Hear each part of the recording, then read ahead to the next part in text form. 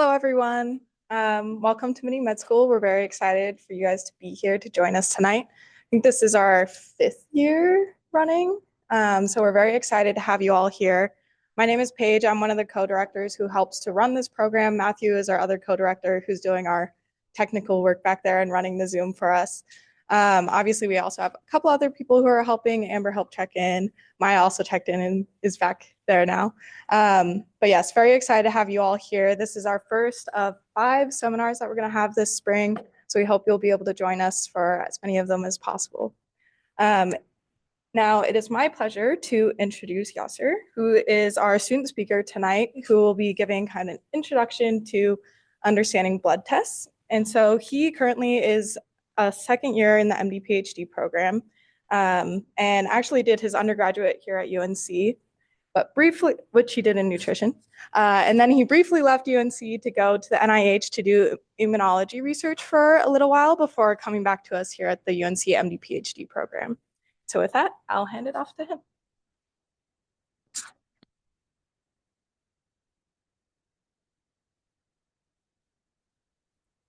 Never used one of these mics before. How's the volume there? Is that okay? Everyone can hear me all right? All right. Thank you for the introduction page. Thank you, Mini Med School. Really excited. This is my first time being a part of the seminar series. Really excited to get to talk to you guys. This is a great space to do it. I'm here studying, 3 days a week anyway, so it's not that different for me. So yeah, what I wanted to kind of do is just give a really basic overview of majority the complete blood count, the CBC. It's kind of whenever you go in to see the doctor for a routine checkup, that's one of the first things that they go for.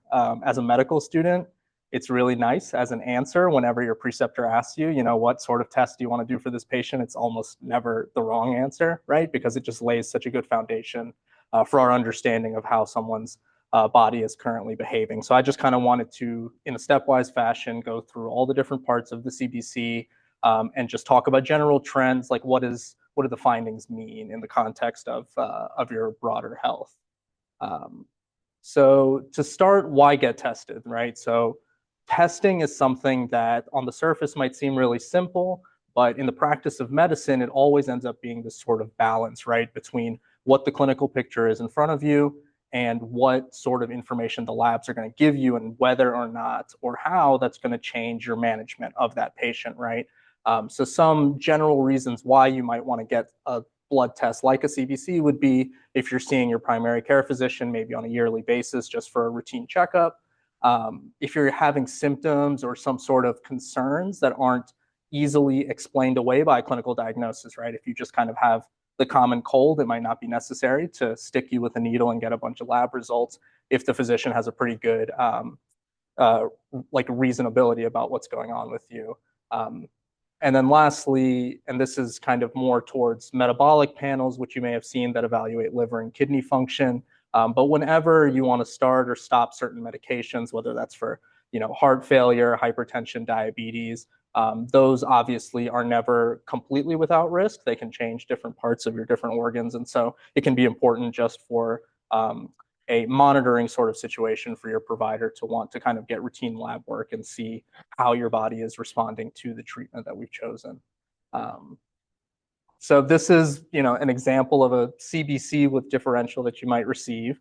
I feel like everything from the size of the text to the font they use is to make it as difficult to read as possible. But mainly what I'm going to be focusing on is that top portion. So a CBC, like I mentioned, is a complete blood count with differential. Essentially just means that within one of those components, the white blood cell count, the provider and now you with the advent of my chart can see kind of the breakdown of the different types of white blood cells. And I'll speak a little bit more to that in a little bit, but we're just going to kind of go through one by one each of these parts.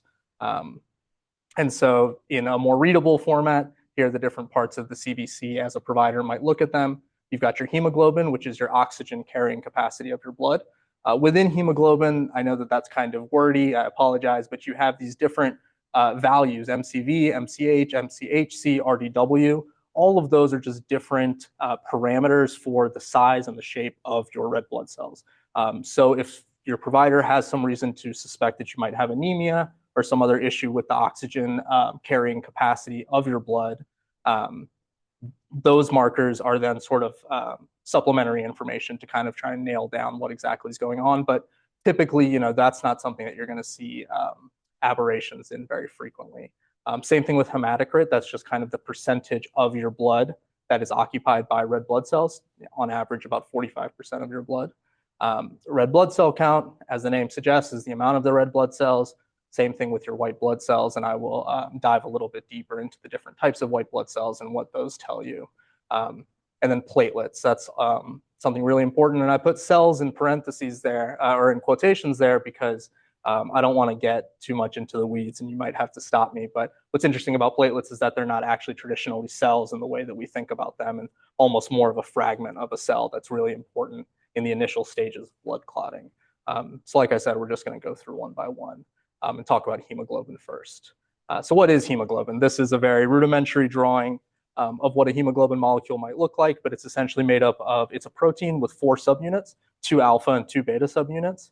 And in different stages of the life cycle, different states of health, you might have different forms of hemoglobin. There's kind of standard forms. Fetal hemoglobin in a fetus is a little bit different.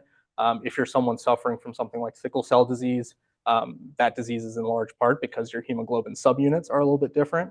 But the operative part of hemoglobin is the heme in the middle there. And the principal component of heme is iron, and that's what gives blood its red color. And so hemoglobin, an iron-based protein in the red blood cells that helps to carry oxygen from the lungs elsewhere. And what's really interesting is that it's not enough to have enough oxygen in the environment and to be breathing that in and to have good lung capacity. Your hemoglobin in your red blood cells needs to be able to attach to that oxygen and also needs to be able to let go of that oxygen when it needs to in various parts of your body. And so there's different factors on average that will affect the binding and offloading of oxygen from hemoglobin. So one example for increased delivery to your tissues would be exercise or as you're heating up.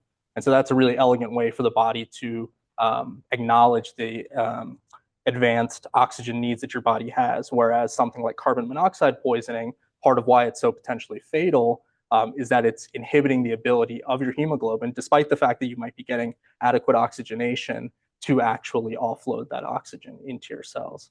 And that's why for carbon monoxide poisoning in particular, one of the treatments is to just flood the body with 100% oxygen to just kind of oversaturate and kind of overcome that effect.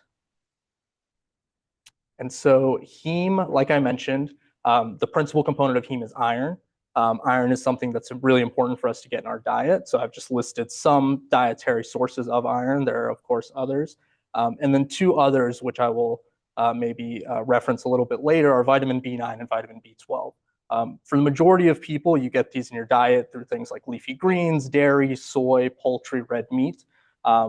Again, when it comes to testing, when it comes to, especially, I did my undergraduate degree in nutrition, when it comes to nutrient supplementation, it really is a case-by-case basis.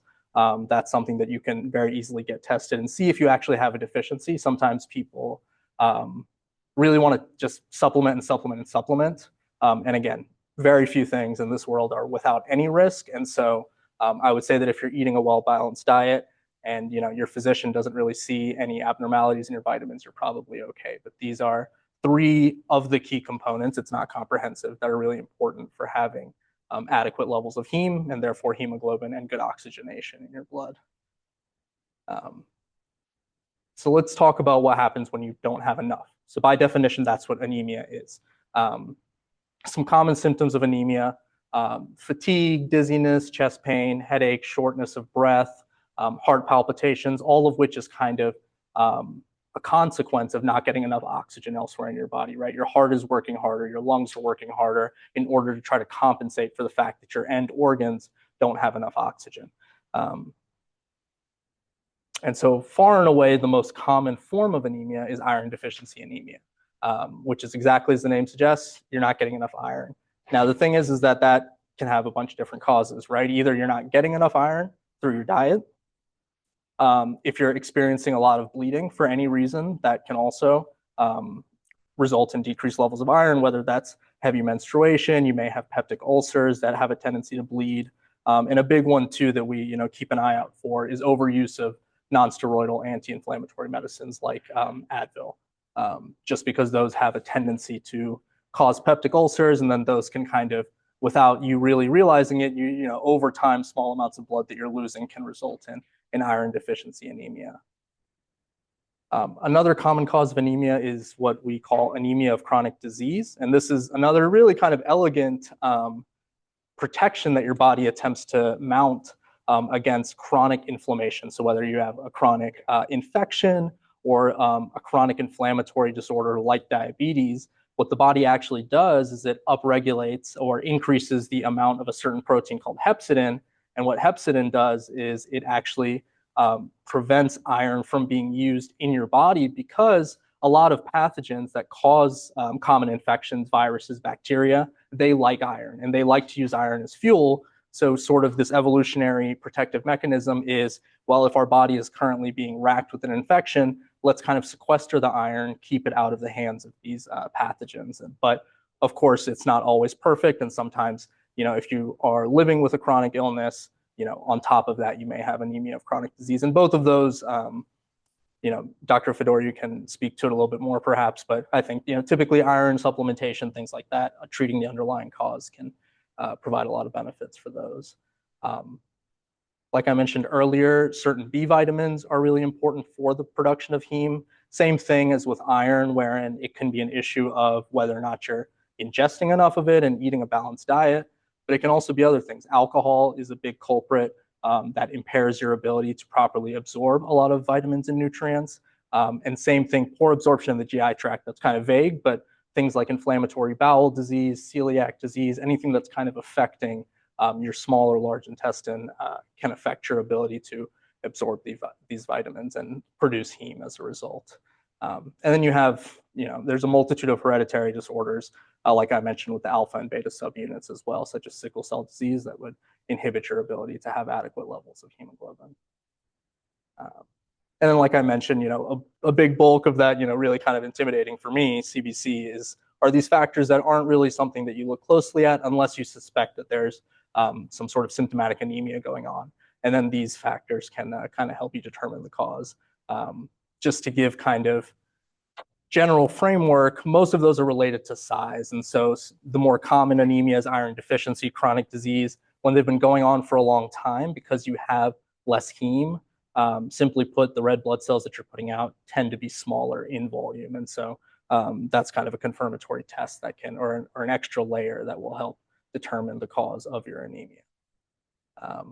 Peripheral blood smears are also something that can aid in the diagnosis. So on the left-hand side, you see normal blood cells that are just from what we call peripheral blood, so just, you know, taken from a vein. And then on the right-hand side, you have the consequence of long-standing iron deficiency, where, like I mentioned before, heme is kind of what gives, and the iron is what gives blood its dark red color. And so when you have this iron deficiency, you see what we call this expanding zone of central pallor, wherein the cells do not have enough heme to adequately oxygenate your body. So we've talked about hemoglobin, again, MCV, MCHC, and then we'll briefly touch on red blood cells. So anemia, sometimes colloquially, we also discuss as like a low red blood cell count. That might be fine and true, but I believe that it's a little bit less sensitive of a measure. Hemoglobin really gives you more of a functional sort of picture of what's going on. But your red blood cells are, their primary component is to carry that hemoglobin, to carry oxygen to your tissues. And then when you're using up your fuel, one of the byproducts, right, is carbon dioxide. So another function is for them to bring carbon dioxide back so that it can be expelled by your lungs. And production is initiated by the kidneys. There are certain enzymes in the kidneys that sort of initiate production of red blood cells. And so, you know, one of the consequences of chronic kidney disease could be a decrease in your red blood cell production. Or if you have a malignancy in your kidneys, such as a tumor, which is kind of inappropriately secreting these enzymes, you may have too many red blood cells in your body. But again, our body has a lot of these elegant compensations.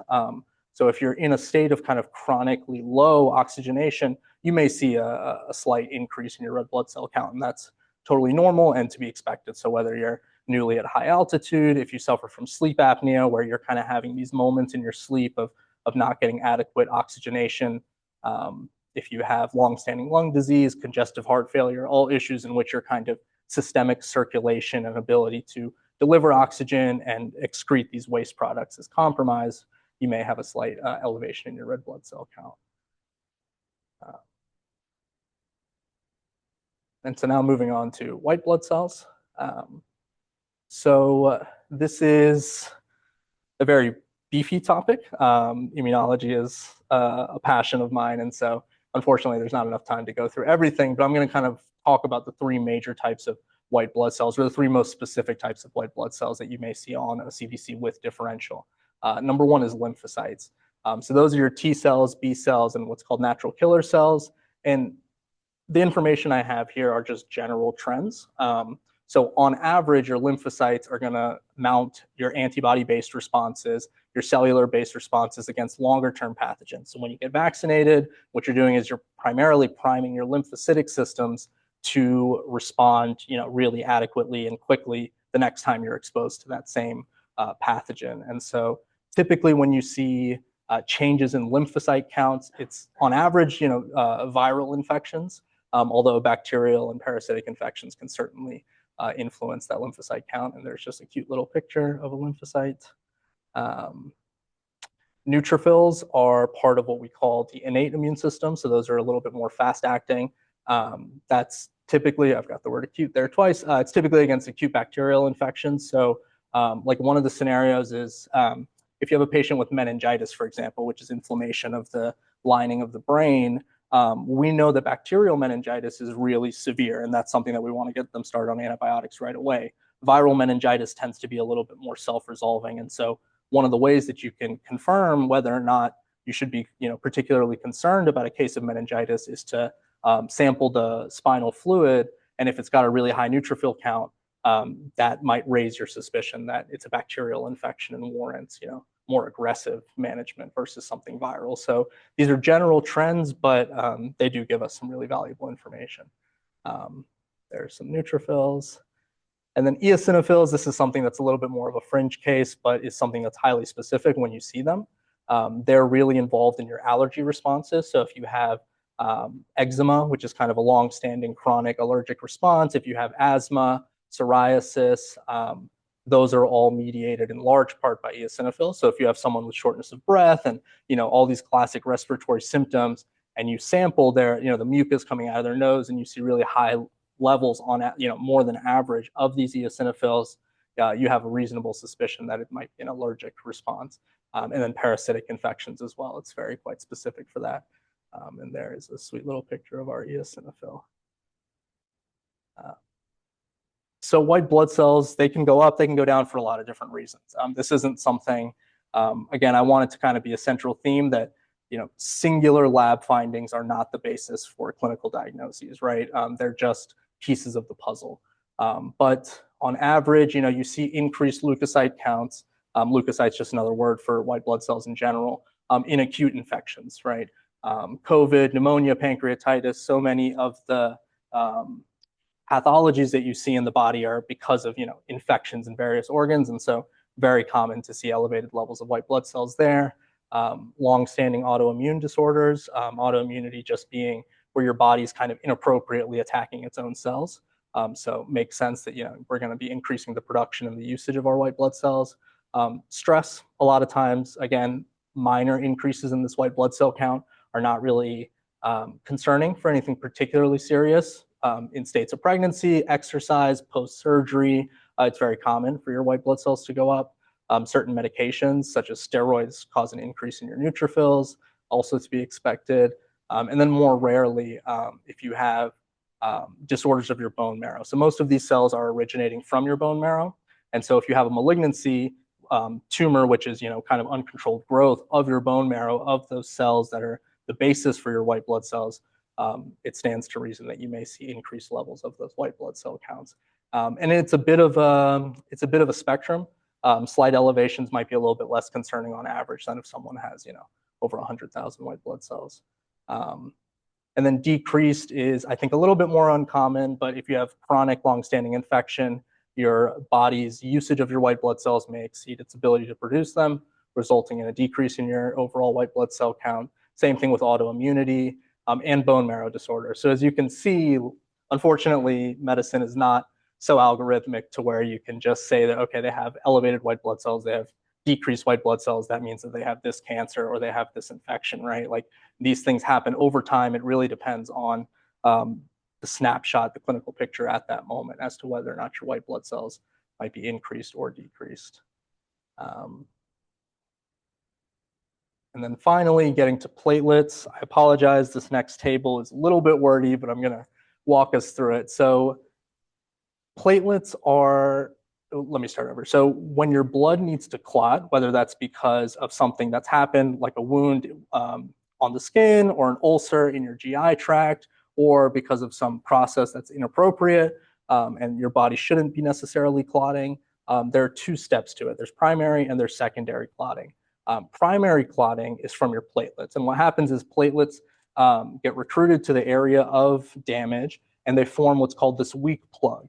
And that's going to hold things in place for a little while until your coagulation cascade, which is the bane of every medical student's existence because it's just this long process of proteins, forms a more permanent plug. And so coagulation factors, testing for that is separate. You're not going to see it on a complete blood count, but platelets are something that you will see. And like the white blood cells, like red blood cells, those originate from the bone marrow. And so those are going to be more for, I put too little, I put excessive bleeding for both. The reality is that the bleeding presentation of these disorders is a little bit different. If you have low platelets, you typically see more things like bleeding, nosebleeds, bleeding from the gums, bleeding in the bathroom, bleeding when you prick your skin. Whereas the secondary coagulation with your clotting factors is for a little bit more robust. So if you twist your knee or something and then over hours and days you see really inappropriate levels of bleeding and swelling, that has less to do with your platelets and more to do with your coagulation factors. And if someone is in the hospital for a pulmonary embolism or a myocardial infarction, typically what you'll do is give them some sort of clot busting medication. And typically that's acting on that more robust clot that is a result of your coagulation factors. And for neonates, when newborns are first delivered, here in the United States, we give them a vitamin K injection because what we really don't want is for them to suffer from excess bleeding. That's entirely preventable. So if you have liver dysfunction, you might see some, or a hereditary disorder like hemophilia, you might see some dysfunction in your coagulation, whereas platelets you might see with vitamin deficiencies, also leukemia, lymphoma, a lot of medications, infection. There's a lot of different causes, unfortunately, and so that warrants further study. But one important thing to note is that your average platelet count is 150 to 400,000 per microliter. But again, central theme is that slight deviations from this norm, from this reference range, is not necessarily cause for concern. A lot of studies have been done that show that unless you're significantly depleted under that 50,000 mark or significantly elevated over 1 million per microliter, your clotting and bleeding risk are not that high compared to what if you had been in the reference range. So it's something to keep an eye on, something to be aware of and discuss with your provider, but it's not necessarily an emergency. So that's the CBC. I appreciate your patience. And then just to kind of give you an overview of some other tests you may receive, the complete metabolic panel primarily is evaluating your liver and kidney function. So the CBC is something that kind of gives you more of a snapshot information about your dynamics at a given time. And so that's something that, at least in my experience as a patient, I've received a little bit more routinely. CMP is something that, like I mentioned before, if you're starting, stopping, changing a medication regimen, you may want to see the effects of that medication on the liver and kidney, since those are typically the organs that are going to be metabolizing and clearing those medications. Thyroid hormones, that's something, so if you suspect that you might be suffering from hypothyroidism, those symptoms include lethargy, fatigue, weight gain, and hyperthyroidism is kind of an overactive metabolism. So you might have kind of unexplained weight loss and hyperactivity, anxiety, sweating, palpitations.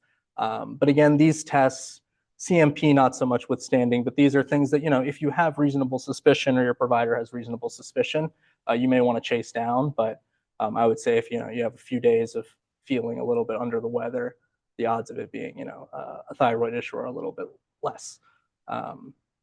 Same thing with prostate. Benign prostate growth can cause a lot of problems. Prostate cancer is relatively common, but there's some controversy, again, with how frequently we should be testing patients for things like the PSA. Because a lot of times, like I mentioned, getting a certain positive result won't change how you approach that patient's management because they may not be, surgery might be too invasive at this time. And so it's kind of this balance of like, do you really want to put undue stress on somebody because they see that a certain lab value is slightly abnormal, even though it doesn't change anything. So just something to have ongoing conversations with your provider about. Same thing with STI testing. If you believe that you're at heightened risk, definitely a good thing. Certain sexually transmitted illnesses such as HIV, really a good idea to get tested at least once, just to get a baseline for yourself, just because tests are quick and easy and the consequences can be pretty severe if left unmanaged. So just in terms of take-home points, lab values do not tell you the whole story. These reference ranges are based on studies that were done on specific populations and specific snapshots in time, and so they may not be representative of what's going on in your body and what actually is abnormal, right? Environmental exposure, age, lifestyle, all these things have an effect. Again, diagnoses rarely made from these singular lab values. It really depends on the clinical picture that's in front of us. Establishing, I mean, this is more true for those liver kidney function tests I was talking about, but with everything, it's really important to be seen as much as is affordable possible for you, so that you can establish kind of what your personal trends are and see that if there are any deviations from what your norm is, that might be more concerning versus just the general recommendations. And we know that these things can be really confusing. As a student, I'm still trying to wrap my head around all the nuances of these things. And so just important to remember that it is the responsibility of your provider, of their team, to kind of interpret and communicate these results.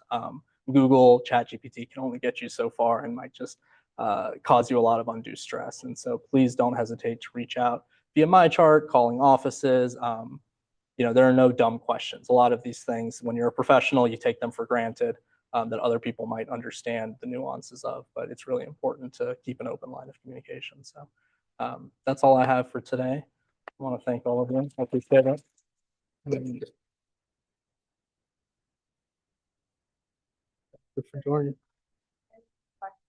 Although you're also welcome to save them. Yeah, if you want to save them for the doctor, that might be. So we'll just take about 5 minutes to turn over. Hey, welcome back. Thank you all for nicely quieting down so I didn't have to yell over you. I am really excited to introduce for our second talk, Yuri, who has insisted I call him by his first name, and introduce him as a distinguished professor at UNC in the Department of Pathology and Lab Medicine. He completed medical school at the Medical College of Ohio and then did residency and fellowship in pathology at Yale School of Medicine. He has many, many, many titles that seems to include director in so many different ways. I will include it all on the website so you can look there, but will not subject you all to the list now, but it is impressive. His clinical expertise is in benign and malignant hematolymphoid disorders, while his lab, where he does research, focuses on the mechanisms underlying HIV-associated malignancies, particularly with a really interesting project titled the UNC Project Malawi Cancer Program, which hopefully he'll maybe tell you about, and if not, you can ask him about it later. But happy to introduce him first. Thank you so much. Okay, 1 second. So this is Yaser, more people than show up to medical school lectures. Just to have you all know, this is not what it's like. Right, so you have, this is the first one of this series. You might have gone to others, and some of them that I watched, like the one that most recent one that I watched was Clara Klein, who talked about diabetes, and that was an awesome session. And so there are so many options once you go to medical school to choose what you end up doing. And it took a really long time, as it does for most people, because we're like trying to figure out what we're trying to accomplish in life, as it is in every profession.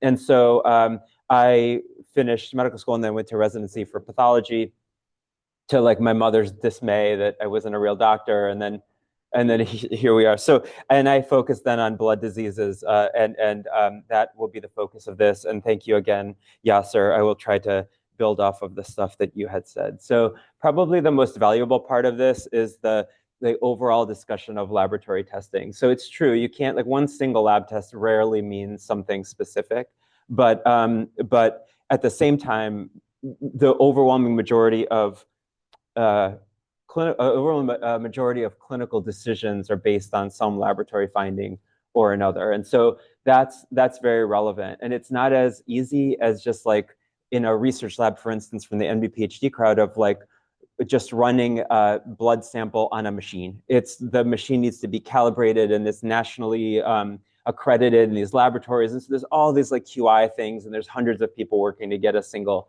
blood test result for you. So in a given laboratory, whether it's at UNC or not, there's now this like amazing instrumentation of how blood samples are moved through the laboratory and how testing is performed and how the results are released to patients and providers together.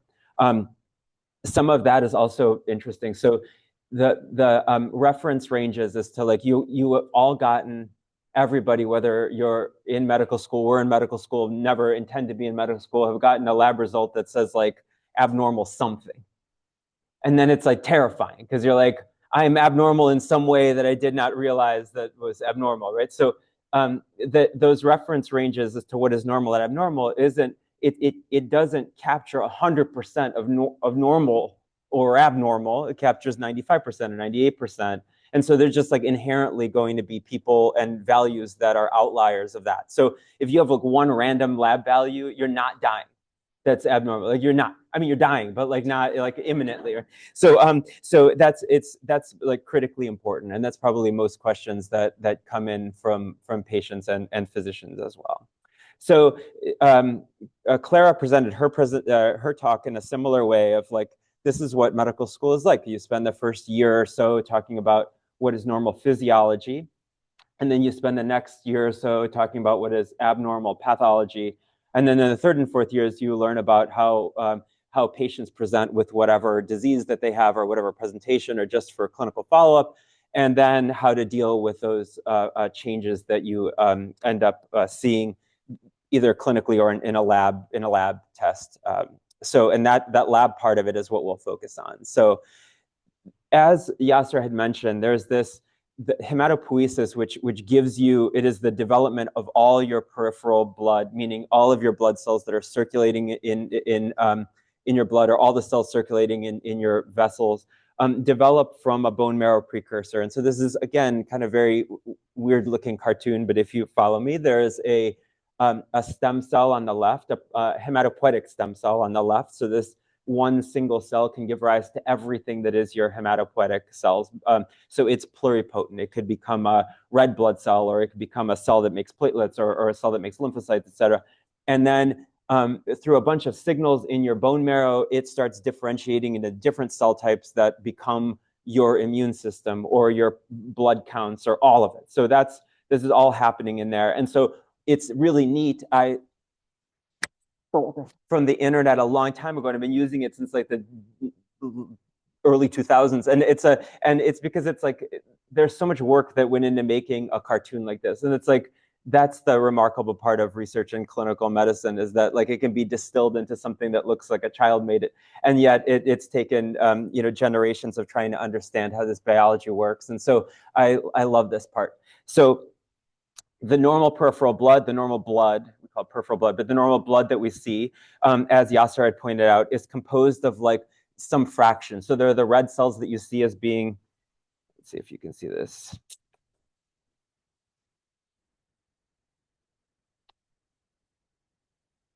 Right. So there are the red cells, which are all these guys around here, and they have no nucleus, right? There's no blue center part, even though they start nucleated, and we'll talk about that in a little bit. And then there are the different types of white blood cells that Yaser really remarkably well. I mean, it's really good. Like you're learning. It's great. So is composed, and there's the neutrophils here that is really complicated looking, or complex looking nuclei and a lot of granules, the little dots, and then lymphocytes here that you see on the bottom right, and then monocytes. And those compose the majority of the white blood cells that you see. So the red blood cells are all the stuff in the background. The white blood cells are composed of these different types of nucleated cells that are circulating normally. And so neutrophils, monocytes, eosinophils, lymphocytes, et cetera. And we expect that under normal kind of physiologic conditions that there is a normal distribution of these. There's an expected distribution. We have learned that there's an expected distribution of the different white blood cells, where the majority of them are neutrophils, followed not too far by lymphocytes, and then a few eosinophils, monocytes, et cetera. And so that is your white blood cell differential count. However, you can say percentages. You can say there's 75% neutrophils or 50% whatever lymphocytes. But the absolute values matter a little bit more. So you need to know, like, 50% of a very low count still very low, or 50% of very high counts still very high. And so we don't do it by percentages as much. We do it by like absolute values. So we say we have this many cells per microliter of blood is a measure, rather than saying, oh, it's 50% of this type or the other. And that becomes like very basic and relevant. What's shocking is that after a whole bunch of like years of doing this, the stuff that's the most valuable is the stuff that is the easiest to understand. And then all the other stuff's like filler. So so it's really a lot of years wasted, spent. So no, but it's wonderful. All right, so back to hematopoiesis. So well, what you see in the peripheral blood is pretty much, the very right side of this cartoon, right? You see T cells, lymphocytes that are B cells, erythrocytes, red blood cells, platelets. You see the very end of that differentiation or growth. What all of the other stuff needs to happen somewhere. And that other stuff happens primarily in adults in the bone marrow. And so the bone marrow is the source of the development of all of your immune system and all of your platelets for clotting and all of your, and many of your proteins that are relevant for clotting as well, many, not all. So the reality is far less cartoonish and more like this in the bone marrow. So this is what a bone marrow looks like. And so ultimately, if one needs to evaluate a bone marrow, they could put a needle into the bone marrow, typically flat bones in adults. So like the pelvis and the sternum still make marrow into adulthood. That's where most of your peripheral blood cells come from. And then all you just aspirate out or pull out the bone marrow and then smear it onto a slide, and this is what you get. All right, so that's that process. And it sounds like barbaric. It's not, it is not pleasant. It is also not as barbaric as it sounds, right? So, and so you can get all this information just from like the look of this bone marrow, and we'll come back to that because there'll be three patient kind of cases towards the end. Yeah, and you can ask questions anytime. No, it's great.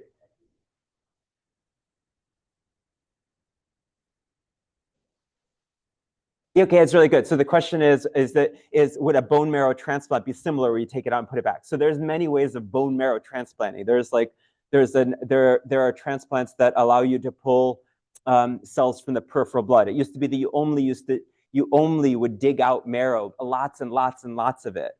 And then you would sort out the cells and only get the cells that allow you to repopulate another marrow, someone else's marrow or your own. You can now give medicine that just pushes all of those precursors out into the blood, and then you pull those cells off. You process those. You give the person medicine to get rid of their marrow, or the patient get rid of their marrow, and then just infuse those cells back into the blood, and they find their way to the bone marrow and like repopulate it, and then it looks like this again. So that's crazy. I mean, it's remarkable. All right, so but yes, and then all the consequences that come with that, but that's a whole separate talk. Okay, so one of the cell lines, and it's kind of easy to tell, and we'll focus on anemias as the lab test that we kind of follow along here, but one of the cell types that's easy to follow both morphologically and by count, as Yaser had described, is the red blood cell lineage. And so what you see here is a cartoon representation of an early precursor that's going to become a red blood cell. All right, so this is what a red blood cell looks like. We showed you in many pictures now what red blood cells look like, so they look like that thing on the right. The thing on the left is what happens after that stem cell in your bone marrow gets a whole bunch of signals to become a red blood cell ultimately. And so here you still have a very big nucleus, this big thing with all of its DNA still present and very much open to expression of all the relevant proteins necessary for it to develop into a red blood cell. And as it ages, or matures, the access to the DNA that makes it become a red blood cell is far more limited. And so it just doesn't need all the other stuff to become a muscle cell or a neutrophil or a platelet or whatever. So all it needs to do is just express proteins that are relevant from its genes, that are relevant for red blood cell behavior. And so over time, the nucleus is supposed to be like open, and all of the DNA that's in the nucleus being open to programming a red blood cell becomes less and less important for this red blood cell. And so it starts like kind of condensing or looking darker until it becomes this tiny dark a sphere of unused DNA. And then that gets pooped out of the red blood cell. And then what you have is a red blood cell that's present there. And that red blood cell's purpose, as Yaser had explained, is ultimately to be full of hemoglobin and other proteins. And again, this is hemoglobin. We'll come back to it later. And Yaser showed a cartoon as well. And then be pumped around the body to both pick up oxygen and deliver that oxygen elsewhere. So in those red blood cells last a few months, they die, you're making more, everything's fine. Yes? How long does it take a blood cell to go from the start on the left side? Oh yeah, so real fast. Yeah, yeah. So like I am sure that someone knows that knowledge, and it's really fast. Yeah, yeah. So it's like I'm confident that it's like on that less than an hour range. Like not that fast because it has a long way to go, all your parts and the such. But it's like a really quick trip around this around its version of the sun. So okay. So generally speaking, what you have is a hematopoietic system that makes all of these different all these different cells that are relevant for development, are relevant for immunology, immunity, and carrying oxygen, et cetera. So normal. Okay, go ahead. Yeah. Yeah. Okay, great. Yeah, so it doesn't just float around in your body. It's just like, so you have all the, it is remarkable, the human body. And so the spleen takes care of a lot of the excess stuff that you have floating around in there. So the spleen kind of cleans up the stuff. That's a fair explanation for that. It gets too old and not as useful. Yeah. Okay, so as Yaser had described, there are different ways that are used in medicine to describe the changes in the blood counts. And so there are too few of cell types, and we have different names for that. And there are too many of cell types, and we have different names for that as well. So this is the way that information is communicated in the clinical side. You can say that somebody has anemia, and that means too few red blood cells, or they have leukopenia, too few white blood cells of some variety. If those are neutrophils, you would say the patient has neutropenia. And if you have too few lymphocytes, it's lymphopenia. And all of those have different meanings for them. And so it doesn't, again, as was said previously, it's you start off with just generally understanding what is in front of you in medical school, in life, in friendships, and whatever else, right? And then dealing with that nonsense over time, right? Not in friendships, but like in medical. So and so these are the words used to describe the increased or decreased number of counts. And so on the right side here is a picture of normal blood. Okay, so this is a lymphocyte. Let's say this is two neutrophils over here. These little purple things are platelets, and all the cells in the background are red blood cells. So you're going to have, I'm going to ask questions, and if others don't ask, then like Yaser, you have to answer them. So, okay, so in comparison to this, what is this? Too many of what? White blood cells, right? So this would be called leukocytosis, right? Does that make sense? Like it's that easy. It's remarkable. So it's like too many, and you don't even care what the white blood cells are. We figure that out later, but like we say, there's too many white blood cells. This is leukocytosis, right? All right. This is these are red blood cells, and there are platelets. And what is this called? Right, leukopenia, right? Because there's not enough leukocytes. There are no leukocytes in this field, right? So leukopenia. And then if you have too few red cells, which is kind of hard to tell on a smear, we refer to that as anemia. And we'll talk about anemia as a good example of how you follow blood cell counts and lab values for these issues. Okay, so we generally consider the categories of anemia to be based on its like mechanism, like what is happening that gives you anemia. And so it could be a production issue, meaning in your bone marrow that, as you now know, produces all of your, bless you, all of your cells, you are not making those cells enough, and that's a production issue, right? It could be a destruction issue that while the cells are floating around in your blood, something is destroying them. Or it could be blood loss, and that's just, you're just losing cells really fast, right? So if it's a, see if I can ask you this question intelligently. Okay.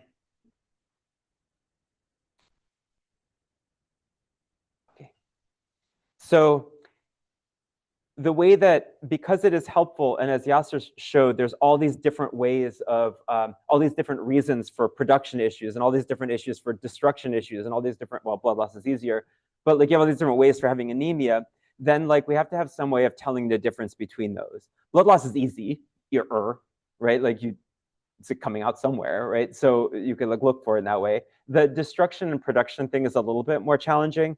And so one of the things we could do is now knowing that there is red blood cell development, we could look for earlier versions of the red blood cells to say, hey, this thing, there are cells being made, or there are not cells being made, right? So there are precursors, or there are not precursors.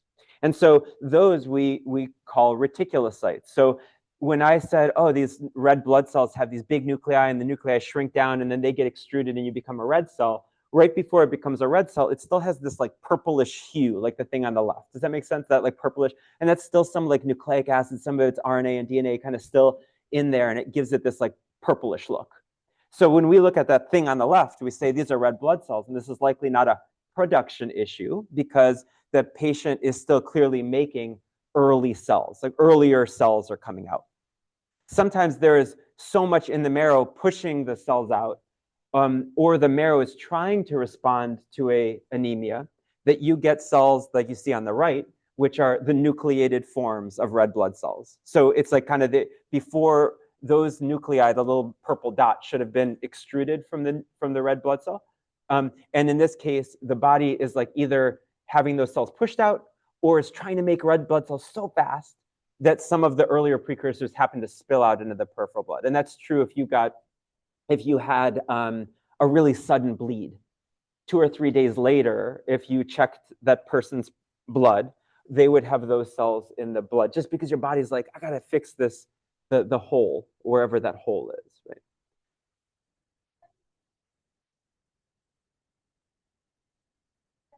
Yeah, so the most common reason globally is iron deficiency. That would be a production issue. Yeah, that'd be a production issue, correct. That's really good. Yeah, it's excellent. Okay, so now you know all of that. This is so easy. Why do you suckers go to med school for no reason? All right, so let's see how the way that, I mean, not all of your suckers, but it's the summary. Fine. So the way that also Yaser described this is like, what's the clinical consequence of having anemia, for instance? And so, or thrombocytopenia, or leukopenia, or leukocytosis, et cetera. And so we're gonna go through the three different patients that are all presenting, that are all coming into clinic acting tired. And that could be a 3-year-old acting tired, which you shouldn't, or a 75-year-old acting tired, which anyone above 15 acts tired. And so, but there's a point at which it becomes pathologic, right? It's no longer kind of the tiredness that we deal with. It's a tiredness that's like something is wrong and you typically know it. So we'll go through these different groups, and all you need to know is that they are tired. So what's amazing about this laboratory testing is that it's not as like random. So who knew that? I mean, all the little tubes have meaning, right? Like all the tube colors have meaning, and they're all, I mean, that's incredible too. So and they all have meaning universally. So if you go here, or if you go to wherever Cape Fear, which I always use because it sounds terrifying, but if you go to Cape Fear, then the tube top means the same thing. So whether you're here or at Cape Fear or in whatever, any other state near their hospital, the tube top implies what is in that empty tube that as to how that blood is either prevented or forced to clot. So for instance, if you want to test your clotting, you don't want the clotting factors that Yaser talked about, like the parts of the floating around bits that are necessary for clotting. If you want to test those, you don't want an anticoagulant in that tube that uses those up, because you want to test whether they're there or not, right? So it's like you choose based on the test that you want, which tube that you're going to use. And like from what's remarkable and awesome is that the blue top, the light blue top tube, which is filled with citrate or has a little bit of citrate in it, that citrate prevents clotting, but does not consume your clotting factors. And it is actually light blue for UNC because there are these huge figures in the understanding of clotting that worked and still work at UNC. And that was developed, that ability to identify those was developed here, and that's remarkable too.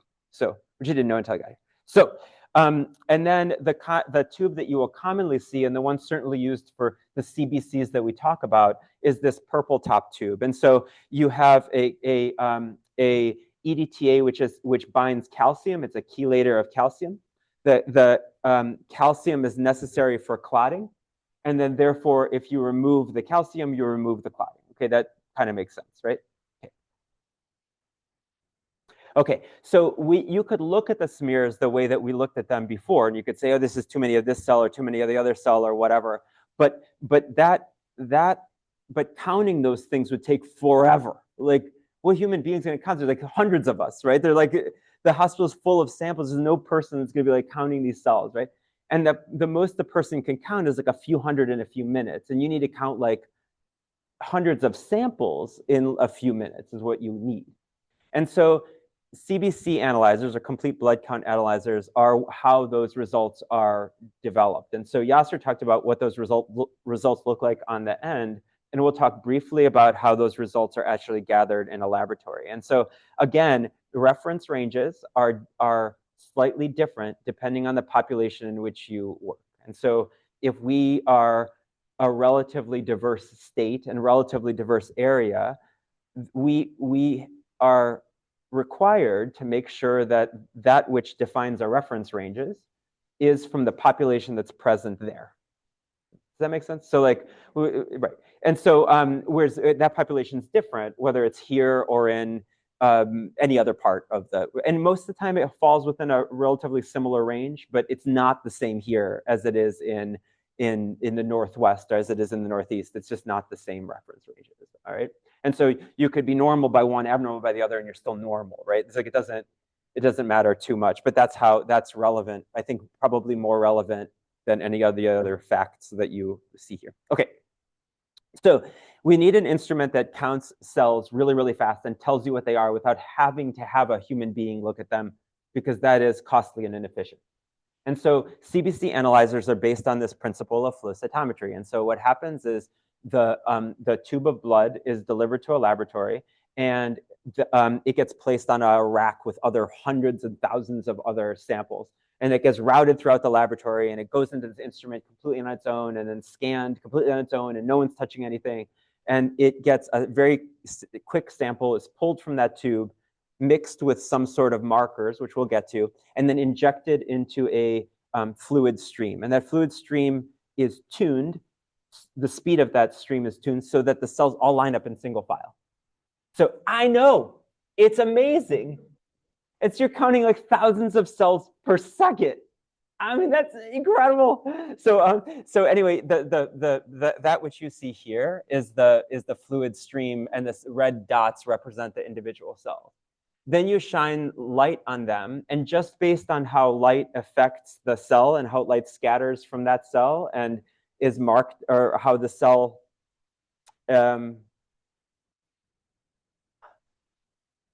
other features of light and interaction with surface proteins or with markers that you add to it gets picked up by detectors. And so follow me on this one. It is my best analogy. If you have a path of light that's going in one direction and you have a detector for light that's on the side here, the more complex a cell is, the more light will scatter because it'll be more like disco ball-like. And then the detector on the side will be like, this is awesome, there's more light coming here. So therefore, this detector knows that for that given cell, that's really complex. That's a complex cell. And we know that that complex cell is a certain type of cell, a neutrophil. And even when you remember what those pictures look like with this like multi-lobated nuclei or whatever, that's the complexity that's getting picked up by the scattering of light. Again, it's just awesome.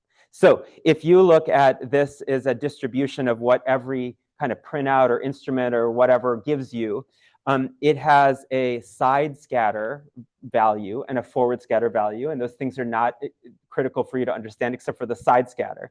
So the side scatter is proportional to the cell's complexity. And so the cells that are highest side scatter are the granulocytes because they look by your eyeballs most complex, but you don't have to do it. Like someone else does it for you.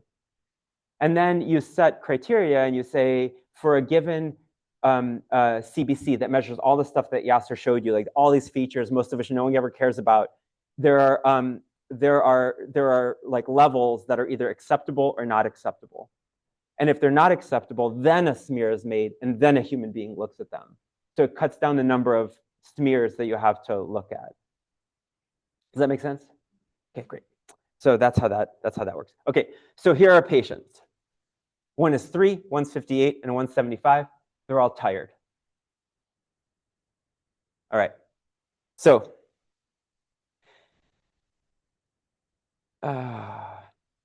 okay.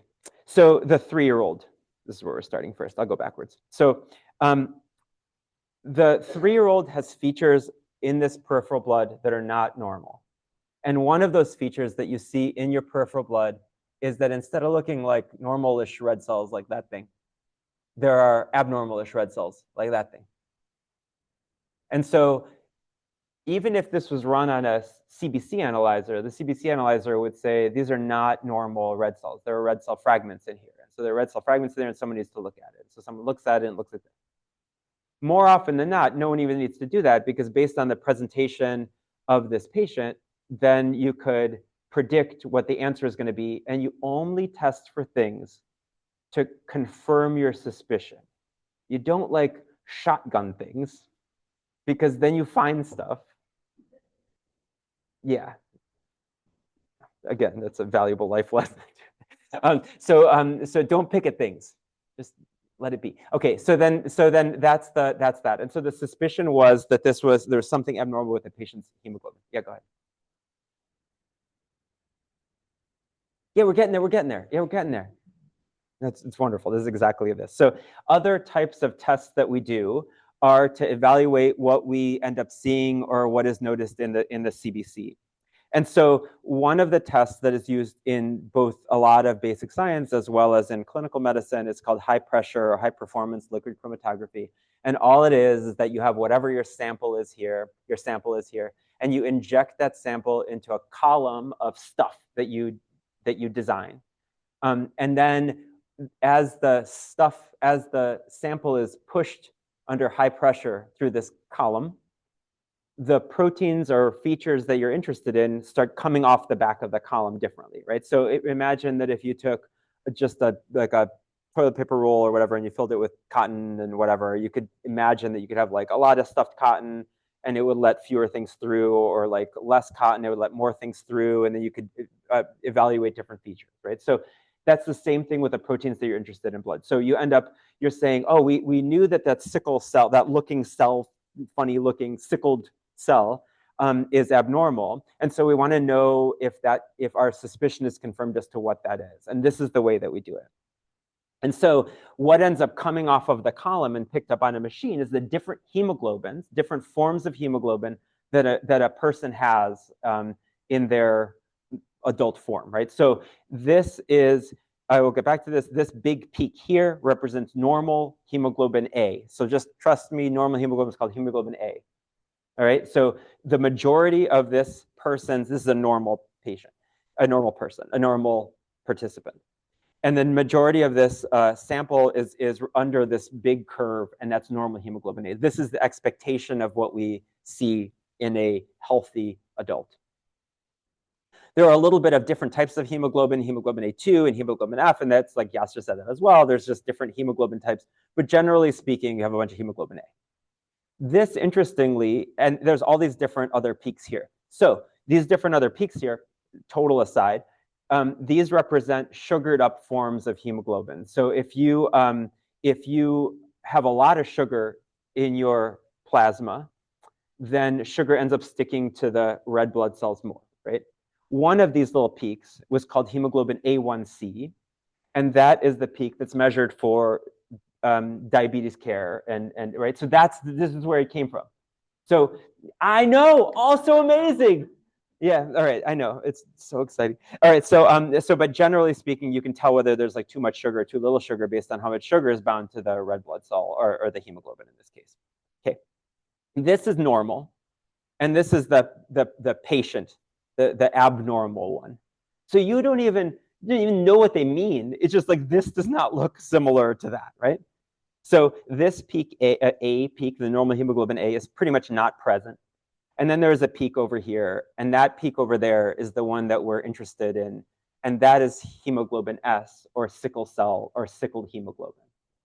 So in hemoglobin SS disease, where you have both of your chains of your hemoglobin, 2 out of the 4 of them, are mutated in the same way, the red blood cells end up being very susceptible to sickling when they're put under any sort of stress. Infection, it's really cold, it's really hot, you're really tired, whatever. It could be a lot of things, right? Medicine. And the sickling happens because that abnormal protein ends up polymerizing or just joining with other proteins like that and kind of disrupting the shape of the cell. That shape of the cell, it then prevents the kidney, thank you. And then this one. And then this one. I taught them something, yeah, I know. So those sickled cells end up pooling or being stuck in the circulation in all of your end organs, right? So it could be in your liver or kidney or whatever, and then that's where blood isn't allowed to flow, and you don't get oxygen, you don't get oxygenation, you get all the damage, and that's all the consequences of sickle cell disease or sickle cell anemia, right? Which is, again, evolutionarily very interesting from the perspective of preventing malaria, but when we are not in an area that has high malaria, most of the consequences, all the consequences of sickle cell are pretty negative, right? Okay, so sickle cell disease tested and diagnosed.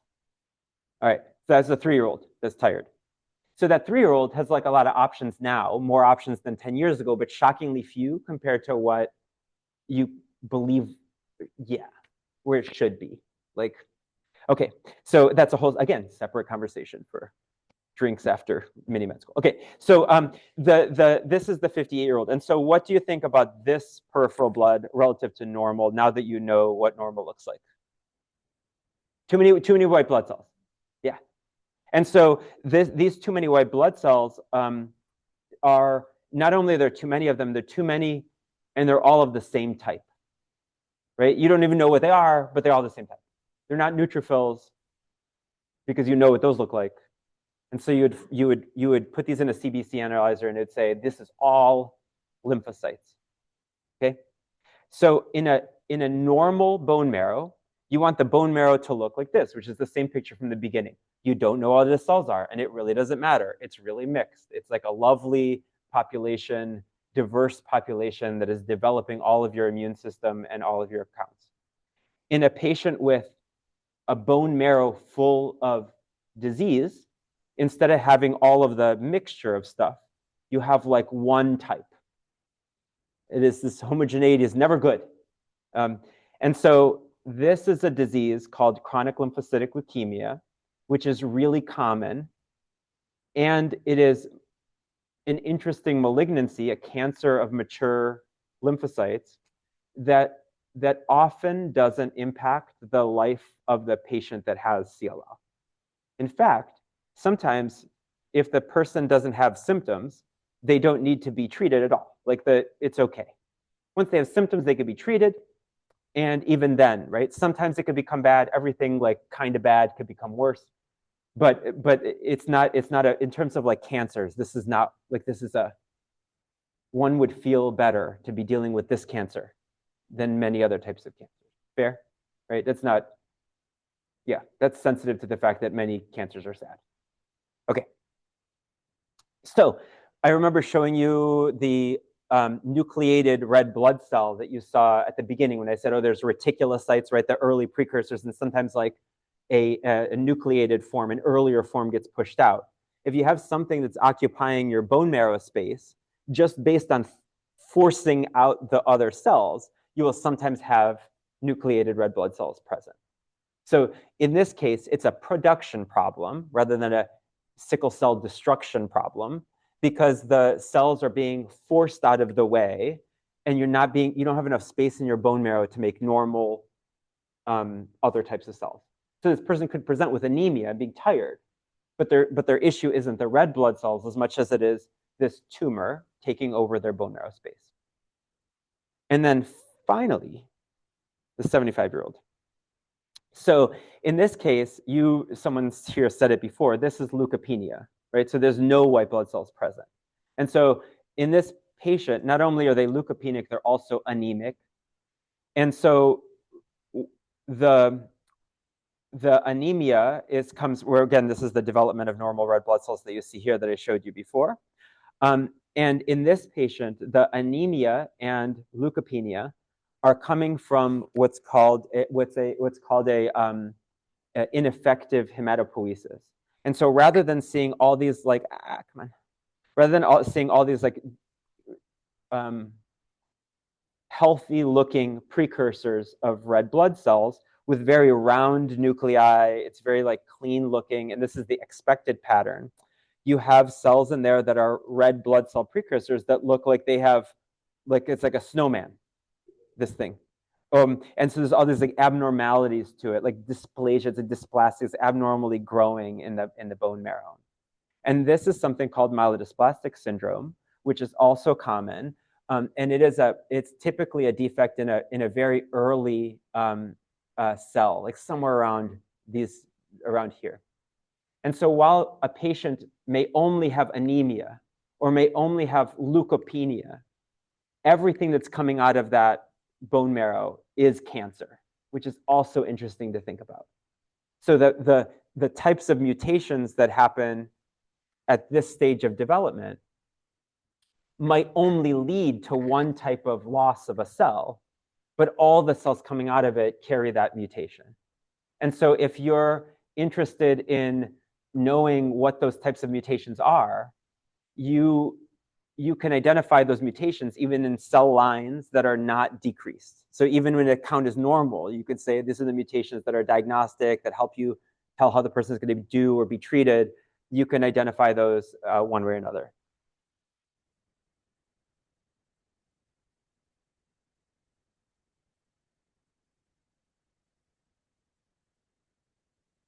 Yeah, so the anemia is a consequence of one of many things. One of them is cancer. One of them is iron deficiency. One of them is other types of drug use, not illicit drug use, but other types of drug use. Right? And this defect, let's say, that gives you anemia, as opposed to a person that with anemia should have these, remember the purple cells called reticulocytes that suggest that something's like coming out of the marrow normally? The patient won't have those cells at all. And so there are a bunch of different ways that we use like blood tests, and there are hundreds of them. And so medicine in general is really hard. Like you're playing the odds, right? So you're playing the odds and you say this person who is 3 is with anemia and things that look like sickle cells in the blood is most likely sickle cell disease. There are hundreds of different hemoglobinopathies. Abnormal hemoglobin is not just sickle cell disease. There are a lot of reasons why someone would have anemia as a 3-year-old. Iron deficiency as well is one of them. And so you have to have some suspicion of what the disease is going to be before ordering that. And so like the idea is, it's very difficult because there are times that things are, yeah, I guess there's absolutely a negligence in the sense that someone didn't think about this diagnosis that's like hitting them in the face. And most of the time it's not quite like that. It's like you're trying to figure out what, based on the presentation of a human, would be the most likely cause of that. And the reality is that some small fraction of the time, it's not that. The real reality is that large fraction of the time, you get better on your own, right? And so that's also fascinating, kind of disappointing from a science perspective. I mean, wait, not disappointing because you get better. Okay. So in the 75-year-old with MDS, it was a production issue. Yeah, because it will not produce normal red blood cells or neutrophils or whatever else. Yeah. All right, so clinical laboratories function to deliver all these diagnoses, and that requires a lot more than just like sending a tube of blood to some random place and then having them give you. It's like there's like actual stuff that happens in there, right? And the details of test ordering, blood draws, and result interpretation is critically important. And the same result, anemia, in the cases that we reviewed, could be the consequence of many different types of things, right? Okay, so with that, any questions? I'll just move this one.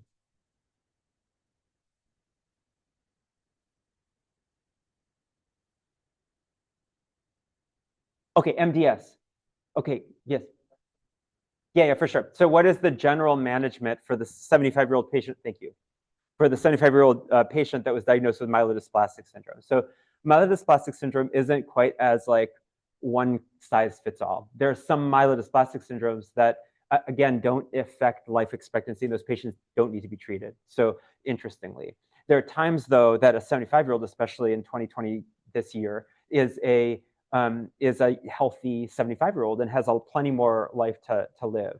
And that could either be something on the order of like medicine that helps you suppress that malignancy, or if the person is younger and has it, younger, not 75, but younger than 75 and can tolerate a bone marrow transplant, they can get a bone marrow transplant for that high risk disease, right? But a bone marrow transplant, as amazing as it is really morbid. It comes with a lot of consequences that are not healthy, that are not, yeah, easy to deal with. Yeah, sure, thank you.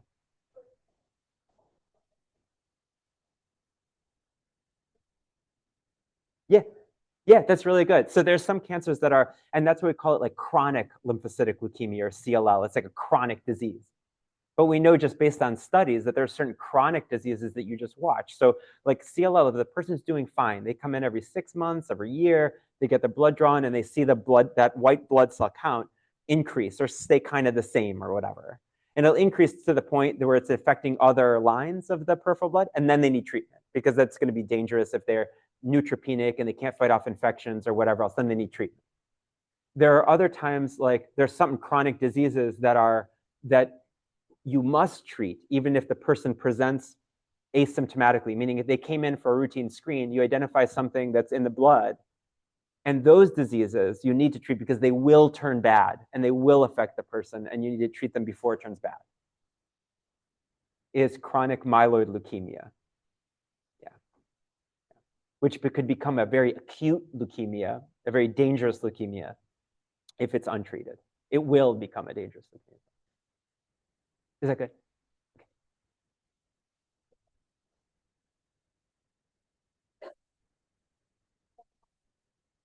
Okay.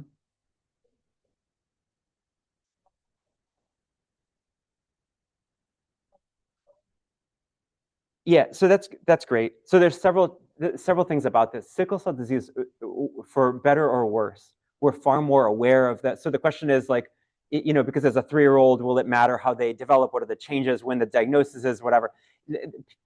People with sickle cell get diagnosed quite early, largely because they already have a family history of sickle cell disease, right? So, oh, but they wouldn't have. No, it's fine.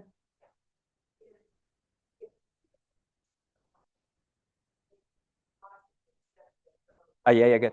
Yeah. Sure.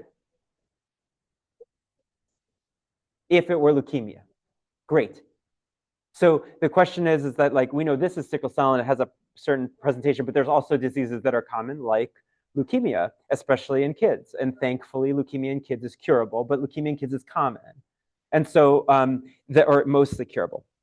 And so instead of seeing changes in the red blood cells like you see here, you would have a lot, typically, of immature looking cells, white blood cells in the peripheral blood. So you would like look at that and say, or the patient would be thrombocytopenic, have low platelets, and a low white cell count.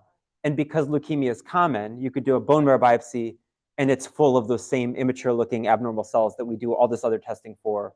Yeah, exactly right. Yeah, but it's all like guided by clinical presentation. Yeah.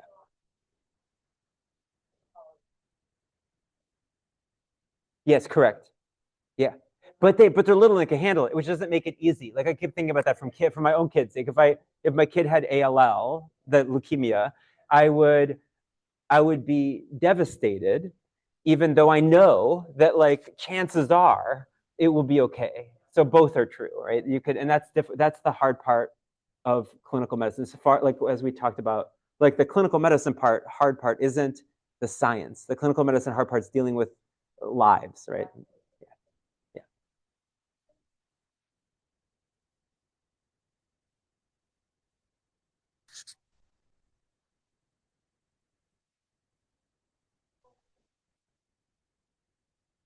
Yeah, okay, so the question is if the 75-year-old with myelodysplastic syndrome, will it resolve on its own? It is cancer, it will not resolve on its own.